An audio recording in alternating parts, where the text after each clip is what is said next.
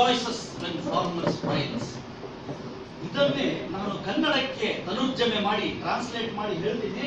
ಕನ್ನಡದಲ್ಲಿ ಎಂಥ ಶಕ್ತಿ ಇದೆ ನೋಡಿ. ರೈತನ ಮೊಗದಲ್ಲಿ ನಗು ಚಿಮ್ಮಿದಾಗ ವಿಶ್ವವೇ ಸಂಭ್ರಮಿಸುತ್ತದೆ. ರೈತನ ಮೊಗದಲ್ಲಿ ನಗು ಚಿಮ್ಮಿದಾಗ ವಿಶ್ವವೇ ಸಂಭ್ರಮಿಸುತ್ತದೆ. ರೈತನ ಮೊಗದಲ್ಲಿ ಯಾವಾಗಲೂ ನಗು ಚಿಮ್ಮುವಂತೆ ಇರುವುದನ್ನು ನೋಡಿಕೊಳ್ಳುವ ಜವಾಬ್ದಾರಿ ನಮ್ಮೆಲ್ಲರ ಮೇಲಿದೆ. ಈ ಕೃಷಿ ವಿಜ್ಞಾನ ಕೇಂದ್ರದ ಮೇಲಿದೆ, ಎಲ್ಲ ವಿಜ್ಞಾನಿಗಳ ಮೇಲಿದೆ, ಎಲ್ಲ ಜನಪ್ರತಿನಿಧಿಗಳ ಮೇಲಿದೆ ಮತ್ತು ಇಡೀ ಸಮಾಜದ ಮೇಲಿದೆ. ಈ ರೈತನ ಏಳಿಗೆಗೋಸ್ಕರ ಏನೆಲ್ಲ ನಾವು ಸವಲತ್ತುಗಳನ್ನು ಸೃಷ್ಟಿ ಮಾಡಿಕೊಡಬೇಕು, ಆತ್ಮಹತ್ಯೆ ಮಾಡಿಕೊಳ್ಳದ ಹಾಗೆ ಅವನಿಗೆ ಯಾವ ರೀತಿ ನೆರವಾಗಬೇಕು, ಪಶು ಸಂಗೋಪನೆಯ ತಂತ್ರಜ್ಞಾನಗಳನ್ನ ಸರಳವಾದಂತಹವುಗಳನ್ನು ಅಳವಡಿಸಿಕೊಂಡ್ರೆ ಸಾಕು, ಪ್ರತಿ ತಿಂಗಳು ಆದಾಯವನ್ನು ಹೆಚ್ಚಿಸಿಕೊಳ್ಳೋದಕ್ಕೆ ಸಾಧ್ಯ ಇದೆ. ಮಾನ್ಯ ಸಂಸದರಲ್ಲಿ ಹೇಳಿಕೊಳ್ಳೋದಕ್ಕೆ ಇಷ್ಟಪಡ್ತೀನಿ. ಈ ನಮ್ಮ ಕೇಂದ್ರದವರು ಈಗಾಗಲೇ ಪುತ್ತೂರಿನ ಹತ್ರ ನಾವು ಕೃಷಿ ಶಾಲೆ ಪಾಠಶಾಲೆ ಅಂತ ನಾವು 35 ದಿವಸಗಳ ಒಂದು ಪ್ರಾತ್ಯಕ್ಷಿಕೆಯನ್ನು ನಡೆಸಿದ್ವಿ. ನಮ್ಮ ವಿಶ್ವವಿದ್ಯಾಲಯವರು ಹೊರತಂದಿರತಕ್ಕಂಥ ಸ್ವರ್ಣಧಾರ ಎನ್ನುವ ಕೋಳಿ ತಳಿ ಎಷ್ಟು ವೇಗವಾಗಿ ಬೆಳೀತದೆ ಮತ್ತು ಅದು ನಾಟಿ ಕೋಳಿಯನ್ನ ಹೋಲೋದ್ರಿಂದ ನಾವು 3 ದಿನದ ಆ ಕೋಳಿ ಮರಿಗಳನ್ನ 35 ದಿವಸಗಳವರೆಗೆ ಬೆಳೆಸಿ ಒಂದೊಂದು ಕೋಳಿ 1 ಕೆಜಿ ಬೆಳೆದಿದೆ. ಈ ರೀತಿ ಮಾಡೋದ್ರಿಂದ ಕನಿಷ್ಠ 25,000 ರೂಪಾಯಿವರೆಗೂ ಆ ರೈತರು ದುಡಿಲಿಕ್ಕೆ ಸಾಧ್ಯ ತಿಂಗಳಿಗೆ ಅನ್ನೋದನ್ನ ನಾವು ತೋರಿಸ್ಕೊಟ್ಟಿದ್ದೀವಿ. ಈ ಒಂದು ಪ್ರಯೋಗ ನಾವು ಬೇರೆ ಬೇರೆ ಕಡೆಗೆ ಹಮ್ಮಿಕೊಳ್ತಾ ಇದ್ದೀವಿ. ಈ ಕೃಷಿ ವಿಜ್ಞಾನ ಕೇಂದ್ರದ ವಿಜ್ಞಾನಿಗಳು ಅದನ್ನ ತೋರಿಸಿಕೊಟ್ಟಿದ್ದೇವೆ. ಅದೇ ರೀತಿ ನಾನು ಒಂದು ಉದಾಹರಣೆ ಕೊಡ್ತಾ ಇದ್ದೀನಿ. ಕೃಷಿ, ತೋಟಗಾರಿಕೆ, ಮೀನುಗಾರಿಕೆ ಎಲ್ಲ ಕ್ಷೇತ್ರಗಳಲ್ಲೂ ಕೂಡ ನಾವು ಪ್ರಾತ್ಯಕ್ಷಿಕೆಗಳನ್ನು ಮಾಡಿ ರೈತರ ಗಮನಕ್ಕೆ ತರಲಿಕ್ಕೆ ನಾವು ಪ್ರಯತ್ನ ಮಾಡ್ತಾ ಇದ್ದೇವೆ. ಈ ರೈತರ ಬಗ್ಗೆ ಎಷ್ಟು ಹೇಳಿದರೂ ಸಾಲದು. 4 ಸಾಲಿನ ನನ್ನ ಅನ್ನದಾತ ಎನ್ನುವ ಕವಿತೆಯನ್ನು ಹೇಳಿ ನನ್ನ ಮನವಿಯನ್ನು ಓದಿ ಹೇಳ್ತೇನೆ. ಅನ್ನದಾತ, ಸೂರ್ಯನ ಶಕ್ತಿಗೆ ಸಮನಾದ ಬೆಳಕುಂಟೆ, ಸಮುದ್ರದ ಅಗಾಧತೆಗೆ ಸರಿಸಮನಾದ ಹೋಲಿಕೆಯುಂಟೆ, ಹಿಮಾಲಯ ಪರ್ವತದ ಎತ್ತರಕ್ಕೆ ನಿಲ್ಲಬಲ್ಲ ವ್ಯಕ್ತಿಯುಂಟೆ, ರಭಸದಿಂದ ಅಪ್ಪಳಿಸುವ ಚಂಡಮಾರುತ ತಡೆದು ನಿಲ್ಲಿಸುವವರುಂಟೆ, ಅಂತೆಯೇ ರೈತರ ಪರಿಶ್ರಮದ ಫಲಕ್ಕೆ ಬೆಲೆ ಕಟ್ಟುವವರುಂಟೆ.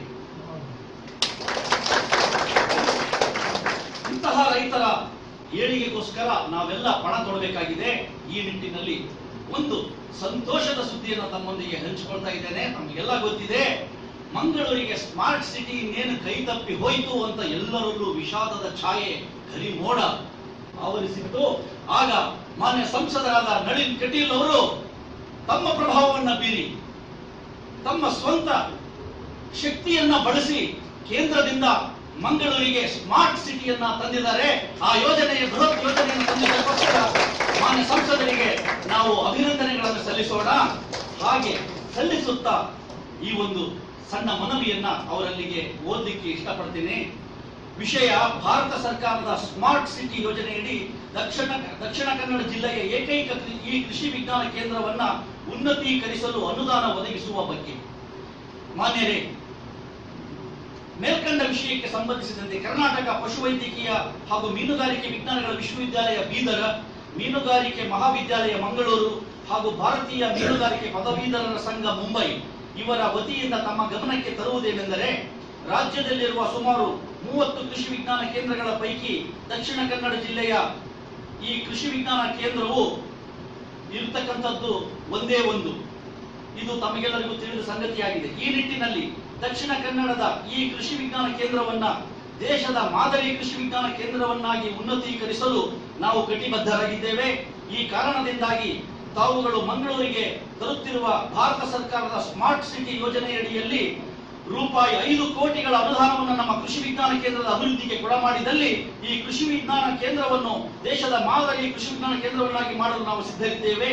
ಜಿಲ್ಲೆಯ ರೈತಾಪಿ ಬಂಧುಗಳು ಹಾಗೂ ಮೀನುಗಾರರ ಸಮುದಾಯಕ್ಕೆ ವೈಜ್ಞಾನಿಕ ತಂತ್ರಜ್ಞಾನಗಳು ಪ್ರಾತ್ಯಕ್ಷಿಕೆಗಳನ್ನು ಅಳವಡಿಸುವುದರ ಮೂಲಕ ರೈತರಿಗೆ ಹೆಚ್ಚಿನ ಸೇವೆ ಮತ್ತು ಸೌಲಭ್ಯಗಳನ್ನು ಸೃಷ್ಟಿಸಲು ಈ ಕೆಳಗಿನ ಉದ್ದೇಶಿತ ಯೋಜನೆಗಳನ್ನು ನಾವು ಹಮ್ಮಿಕೊಂಡು ಈ ಕೃಷಿ ವಿಜ್ಞಾನ ಕೇಂದ್ರವನ್ನ ಹೈಟೆಕ್ ಸ್ಮಾರ್ಟ್ ಫಾರ್ಮ್ ಆಗಿ ಪರಿವರ್ತನೆ ಮಾಡೋದಕ್ಕೆ ನಾವು ಸಿದ್ಧರಿದ್ದೇವೆ. ಸಂಚಾರಿ ಮಣ್ಣು ಮತ್ತು ನೀರು ಪರೀಕ್ಷಾ ಪ್ರಯೋಗಾಲಯ ಮತ್ತು ವಾಹನ, ಆಧುನಿಕ ಮೀನು ಮತ್ತು ಸಿಗಡಿ ಸಾಕಣೆ ಪ್ರಾತ್ಯಕ್ಷಿಕೆ ಘಟಕಗಳು, ಅತ್ಯಾಧುನಿಕ ಸಮಗ್ರ ಕೃಷಿ ವ್ಯವಸ್ಥೆಯ ಅಳವಡಿಕೆ, ಹಂದಿ ಸಾಕಣೆ, ಹೈನುಗಾರಿಕೆ, ಮೀನುಗಾರಿಕೆ, ಕೋಳಿ ಸಾಕಣೆ, ಕೊಟ್ಟಿಗೆ ಪದ್ಧತಿಯಲ್ಲಿ ಮೇಕೆ ಸಾಕಣೆ, ಎರೆಗೊಬ್ಬರ ಘಟಕ, ಅಜೋಲ್ಲಾ, ಅಲಂಕಾರಿಕ ಮೀನುಮರಿಗಳ ಉತ್ಪಾದನೆ, ಜೇನು ಸಾಕಣೆ, ಅಣಬೆ ಬೇಸಾಯ, ಹೈಟೆಕ್ ತೋಟಗಾರಿಕೆ ಇತ್ಯಾದಿ. ಮುಂಚೂಣಿ ತಂತ್ರಜ್ಞಾನಗಳಾದ ಸೌರ ವಿದ್ಯುತ್ ಘಟಕ, ಪವನ ವಿದ್ಯುತ್ ಘಟಕ, ಬಯೋಗ್ಯಾಸ್ ಮೂಲಕ ವಿದ್ಯುತ್ ಉತ್ಪಾದನೆ, ಅಕ್ವಾಪಾನಿಕ್ಸ್, ಹೈಡ್ರೋಪಾನಿಕ್ಸ್, ಮೀನುಮರಿ ಸರಬರಾಜು ವ್ಯವಸ್ಥೆ, ಬೀಜ ನಿಧಿ, ರೈತರ ಆಧುನಿಕ ತರಬೇತಿ ಮತ್ತು ವಸತಿ ನಿಲಯ, ವಿಡಿಯೋ ಕಾನ್ಫರೆನ್ಸ್ ಸೌಲಭ್ಯ ಮತ್ತು ಇತರೆ ಆಧುನಿಕ ಸೌಲಭ್ಯಗಳನ್ನ ಈ ಕೇಂದ್ರದಲ್ಲಿ ನಾವು ತರೋದಕ್ಕೆ ಸಿದ್ಧರಾಗಿದ್ದೇವೆ. ಈ ನಿಟ್ಟಿನಲ್ಲಿ ನಾವು ಬ್ಲೂ ಪ್ರಿಂಟ್ ಅನ್ನ ತಯಾರು ಮಾಡ್ತಾ ಇದ್ದೇವೆ.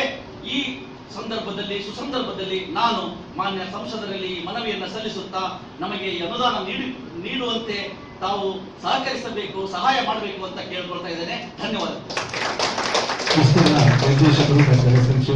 ನಮ್ಮಲ್ಲಿ ಈಗ ಹರಿಕೃಷ್ಣ ಕಾಮತ್ ಅವರು, ದಯವಿಟ್ಟು ನಿಂತುಕೊಳ್ಳಿ.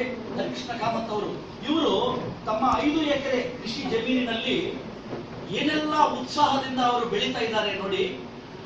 ಹೈನುಗಾರಿಕೆ, ಆಡು ಸಾಕಣೆ, ಕೋಳಿ ಸಾಕಣೆ, ಮೊಲ ಸಾಕಣೆ, ರಬ್ಬರ್, ಮತ್ತೆ ಅಲಂಕಾರಿಕ ಮೀನುಮರಿಗಳ ಉತ್ಪಾದನೆ, ಆಹಾರಕ್ಕೋಸ್ಕರ ನೀರಿನ ಉತ್ಪಾದನೆ, ಮತ್ತೆ 60 ಜಾತಿಯ ಹಣ್ಣುಗಳ ಉತ್ಪಾದನೆ, ಗೋಬರ್ ಗ್ಯಾಸ್ ಯೂನಿಟ್, ಮತ್ತೆ ವಿದ್ಯುತ್ ಉತ್ಪಾದನೆ ಮಾಡುವ ಒಂದು ಘಟಕ. ಇಷ್ಟು ಸಮಗ್ರ ಕೃಷಿಯನ್ನು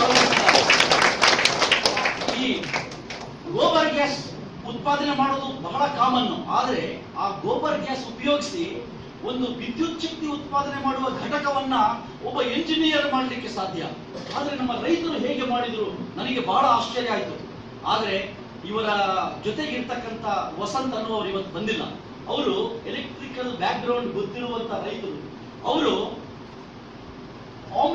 ಮಾರುತಿ ಓಮ್ನಿಯ ಸೆಕೆಂಡ್ ಹ್ಯಾಂಡ್ ಎಂಜಿನ್ ತಗೊಂಡು ಬೇರೆ ಎಲ್ಲ ಉಪಕರಣಗಳನ್ನು ಇವರೆಲ್ಲ ಕೈಯಿಂದ ಹಣ ಹಾಕಿ ಸುಮಾರು 1 ಲಕ್ಷ ಅಷ್ಟು ಹಣ ಹಾಕಿದ್ದಾರೆ. ಅದಕ್ಕಿಂತ ಸ್ವಲ್ಪ ಕಡಿಮೆನೆ ಹಾಕಿ 15 kV ವಿದ್ಯುತ್ ಉತ್ಪಾದನೆ ಮಾಡುವ ಒಂದು ಘಟಕವನ್ನು ತಯಾರು ಮಾಡಿದರು. ಅದಕ್ಕೆ ಯಾವ ಡೀಸೆಲ್ ಪೆಟ್ರೋಲ್ ಮಿಕ್ಸ್ ಮಾಡಬೇಕಾಗಿಲ್ಲ, ಬಹಳಷ್ಟು ಕಡೆ ಅದನ್ನು ಮಿಕ್ಸ್ ಮಾಡಬೇಕಾಗುತ್ತೆ. ಆದ್ರೆ ಇವರು 12 ವರ್ಷ ಸತತ ಪ್ರಯತ್ನ ಮಾಡಿ ಯಶಸ್ಸು ಕಂಡಿದ್ದಾರೆ. ಅದು 15 kV ಅಂದ್ರೆ ಒಂದು ಇಂಡಸ್ಟ್ರಿಗೆ ಕೊಡಬಹುದಾದಂತಹ ವಿದ್ಯುತ್ ಉತ್ಪಾದನೆ. ನಮ್ಮ ಮನೆಗಳಿಗೆ ಬೇಕಾಗಿರೋದು 2 kV ಅಷ್ಟೇ. ಹೀಗಾಗಿ ಅವರ ಯಶಸ್ಸು ಕಂಡು ನಮ್ಮ ವಿಶ್ವವಿದ್ಯಾಲಯ ಅವರಿಗೆ ವಿಶೇಷವಾದ ಒಂದು ಪ್ರಶಸ್ತಿಯನ್ನ ಕೊಡ್ಲಿಕ್ಕಿದ್ದೇವೆ. ಇದರ ಜೊತೆಗೆ ನೋಡಿ, ಅವರು ಕೆನರಾ ಎಂಜಿನಿಯರಿಂಗ್ ಕಾಲೇಜ್ ಹಾಸ್ಟೆಲ್ ನಲ್ಲಿ ಈಗಾಗಲೇ 2 kV ವಿದ್ಯುತ್ ಉತ್ಪಾದನೆ ಮಾಡುವ ಘಟಕವನ್ನು ಸ್ಥಾಪನೆ ಮಾಡಿದ್ದಾರೆ. ಆ ಹಾಸ್ಟೆಲ್ ನ ಕಿಚನ್ ವೇಸ್ಟ್ ಇಂದ. ಮತ್ತೆ ನಮ್ಮ ಇಲ್ಲಿ ಇದು ಸುಬ್ರಹ್ಮಣ್ಯ ದೇವಸ್ಥಾನದವರು ದೊಡ್ಡ ಮಟ್ಟದಲ್ಲಿ ಮಾಡಲಿಕ್ಕೆ ಅವರಿಗೆ ಆಹ್ವಾನ ಕೊಟ್ಟಿದ್ದಾರೆ. ನಾನು ಪ್ರಾರಂಭದಲ್ಲಿ ಕೆಂಪೇಗೌಡರು, ತಿಪ್ಪೇಸ್ವಾಮಿ ಅವರು ಇವರಿಗೆಲ್ಲ ನಾವು ಸಾಕಷ್ಟು ಚರ್ಚೆ ಮಾಡಿದೆವು. ನಮ್ಮ ಸಂಸದರು ಹೇಳಿದ ಹಾಗೆ ಏನಾಗ್ತದೆ ಅಂದ್ರೆ ಸರ್ಕಾರ ಬೇರೆ ಬೇರೆ ರೀತಿಯ ಕಾರ್ಯಕ್ರಮ ಘೋಷಣೆ ಮಾಡ್ತದೆ, ಬಜೆಟ್ ಅಲ್ಲಿ ಕೊಡ್ತದೆ, ಎಲ್ಲ ಕೊಡ್ತದೆ. ಆದ್ರೆ ಅನುಷ್ಠಾನ ಆಗುವಂತ ಹಂತದಲ್ಲಿ ಸಮಸ್ಯೆ ಆಗುತ್ತದೆ.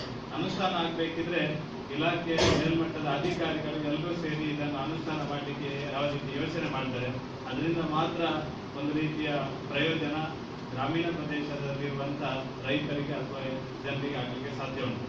ನಾನು ಹೇಳಿದ್ದೆ, ಈ ಜಲಾನಯನ ಇಲಾಖೆ, ಕೃಷಿ ಇಲಾಖೆ ಮತ್ತು ನಮ್ಮ ತೋಟಗಾರಿಕಾ ಇಲಾಖೆ, ಈ ರೀತಿಯ ಯಾವ್ದು ಕನೆಕ್ಟೆಡ್ ಇದು ಇಲಾಖೆಗಳು ಇದು ಒಟ್ಟಿಗೆ ನಮ್ಮ ಜೊತೆ ಅಧಿಕಾರಿ ವರ್ಗದವರು ಕೃಷಿಯನ್ನ ಹೇಗೆ ಬೆಳೆಸಬೇಕು, ಅದಕ್ಕೆ ನೀರನ್ನ ಹೇಗೆ ಶೇಖರಣೆ ಮಾಡಬೇಕು, ನೀರಿನ ಉಪಯೋಗವನ್ನ ಮಾಡಬೇಕಿದ್ರೆ ನೀರು ಬೇಕು.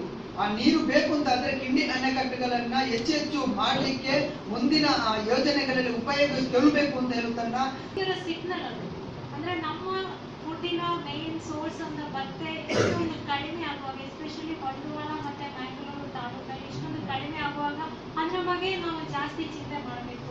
ಅದು ಹೇಗೆ ನಾವು ಜನರಲ್ಲಿ ಇಂಟ್ರೆಸ್ಟ್ ಹೇಗೆ ಬರಬೇಕು. ಮತ್ತೆ ನಿಮ್ಮ ಕೃಷಿ ರೈತರಿಗೆ ಸುಮಾರು ಪ್ರಾಬ್ಲಮ್ಸ್ ಇವೆ. ನಮ್ಗೆ ಕೂಡ ಗೊತ್ತಿರೋ ಪ್ರಕಾರ ನಾವು ಇಂಟರಾಕ್ಟ್ ಮಾಡುವಾಗ ಗೊತ್ತಾಯ್ತು ಅಂದ್ರೆ ಅವರಿಗೆ ಮಾರ್ಕೆಟಿಂಗ್ ಫೆಸಿಲಿಟಿ ಇಲ್ಲ. ಈಗ ಜಾಸ್ತಿ ಪ್ರೊಡಕ್ಷನ್ ಮಾಡುವಾಗ ತಗೊಳ್ಳೋರಿಗೆ ಯಾರು ಇಲ್ಲ, ಮತ್ತೆ ಅಷ್ಟೊಂದು ಸಬ್ಸಿಡಿ ಅನ್ನೋರಿಗೆ ಸಿಗ್ತಾ ಇಲ್ಲ. ಸೊ ಈ ಒಂದು ಸಮಸ್ಯೆಗಳನ್ನು ಅಡ್ರೆಸ್ ಮಾಡೋ ಬಗ್ಗೆ ಒಂದು ಇನ್ಸ್ಟಿಟ್ಯೂಷನಲ್ ಮೆಕಾನಿಸಮ್ ಕೂಡ ನಮ್ಮ ರಾಜ್ಯದಲ್ಲಿ ಸ್ವಲ್ಪ ಪ್ರಾಬ್ಲಮ್ ಇದೆ. ಸೊ ಈ ಎಲ್ಲ ಇಶ್ಯೂಸ್ ಅನ್ನು ನಾವು ಅಡ್ರೆಸ್ ಮಾಡಬೇಕಾಗುತ್ತದೆ. ಅದರ ಜೊತೆ ಈಗ ಅಂದ್ರೆ ಈ ತರ ಈ ರಿಸರ್ಚ್ ಸೆಂಟರ್ಗಳಿಂದ ಇರುವ ಮಾಹಿತಿಯನ್ನು ಖಂಡಿತ ರೈತರಿಗೆ ಹೋಗಬೇಕು, ಫೀಲ್ಡ್ಗೆ ಹೋಗಬೇಕು. ಈಗಾಗಲೇ ನಾವು ಇಲಾಖಾ ವತಿಯಿಂದ ಕೃಷಿ ಅಭಿಯಾನ ಎಲ್ಲ ಮಾಡಿದೆ. ಮಾನ್ಯ ಲೋಕಸಭಾ ಸದಸ್ಯರಾದ ಶ್ರೀ ನಳಿನ್ ಕುಮಾರ್ ಕಟೀಲ್ ಅವರು ಉದ್ಘಾಟನೆ ಮಾಡಿ ತಮ್ಮ ಎಲ್ಲ ಒಂದು ಕೆಲಸವನ್ನು ಬದಿಗೊತ್ತಿ ಈ ಒಂದು ಕಾರ್ಯಕ್ರಮಕ್ಕೆ ಆಗಮಿಸಿದ್ದಾರೆ. ಅವರಿಗೆ ನಿಮ್ಮೆಲ್ಲರ ಪರವಾಗಿ ಹೃತ್ಪೂರ್ವಕವಾದ ಧನ್ಯವಾದಗಳನ್ನು